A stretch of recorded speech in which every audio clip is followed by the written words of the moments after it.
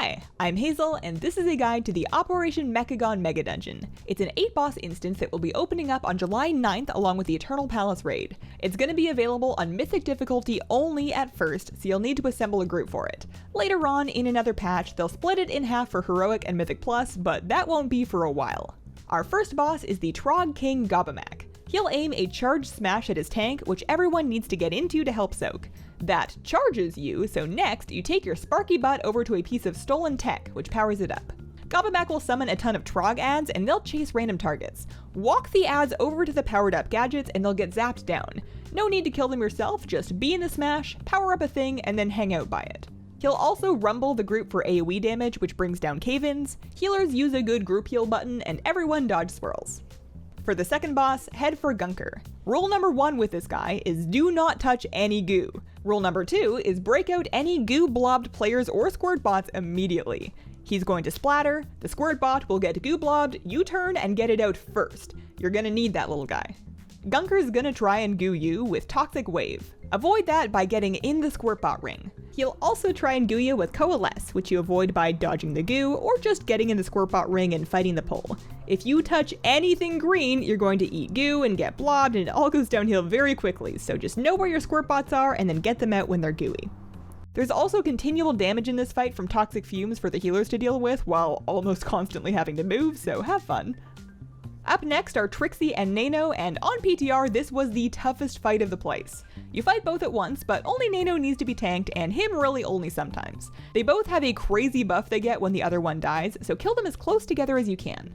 So Trixie spam casts Tase, and that must be kicked as often as possible. Set up a kick rotation. Each cast puts a heavy dot onto a random player, and if she stacks a second one on you, you're kinda toast, so kick Tase. If she targets you with Mega Tase, get into a smoke cloud. Just trust me.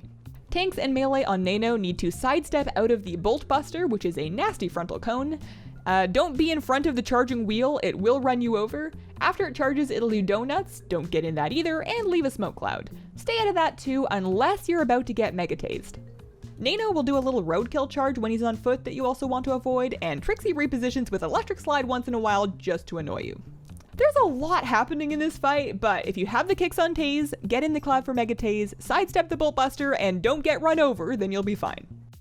Fourth is the final boss of the first half, the HK9 Aerial Oppression Unit. This is a 2-phase fight. In phase 1, we fight ads on the ground while avoiding the aerial oppression. Cannon Blast looks like this, it is not good for you, get out of it.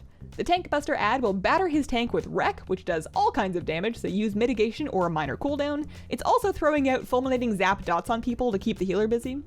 Walkie-Shocky ads will wander around, doing static discharge AoEs and eventually self-destructing. Don't stand near these, don't attack them, just stay out of their way.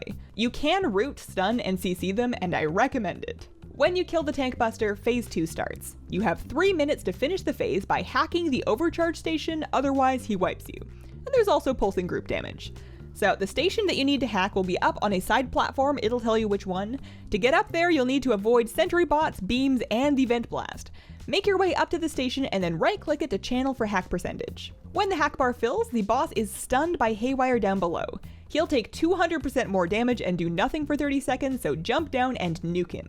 After time's up, he flips back to phase 1 to rinse and repeat. Kicking off the second half of Mechagon are the Tussle Tonks, another boss pair. The tank wants to take the Platinum Pummeler over to the Piston Smashers to remove his Platinum plating. And don't get caught by the hammer yourself. Kite away from his whirling edge, and everybody avoids the mines. The No Mercy tank boss will be running around on his own, and that's a DPS problem. He'll charge a random player with Foe Flipper, so get out of the way lest he be flipped. Vent jets make it slow and fiery, so again, just get out of the way and give it some space. Maximum thrust is another charge, and if it hits the wall with this one, it'll be stunned, so bait it into a wall if you're up for it. There's no penalty to killing these two separately, so work on the No Mercy first while your tank deals with the armor stacks on the pummeler. Also, avoid buzzsaws. Next is Cujo, and this fight is very straightforward. Keep an 8-yard spread to reduce the damage from Explosive Leap. The tank and the healer need to manage the dispellable blazing chomp stacks, basically just dispel when the tank is getting iffy. The explosion will always be the same amount, so just take as many stacks as you can without melting the poor tank. Avoid the airdropping junk bombs as they land, but get behind them for venting flames. And then get away from them again before they explode, since that heats them up. The most important thing in this fight is line of sight, the venting flames behind the cubes. Everything else you can kind of deal with, but that will end you. After Cujo, there's a stretch of hallway that you need to kind of sneak through by avoiding these bots.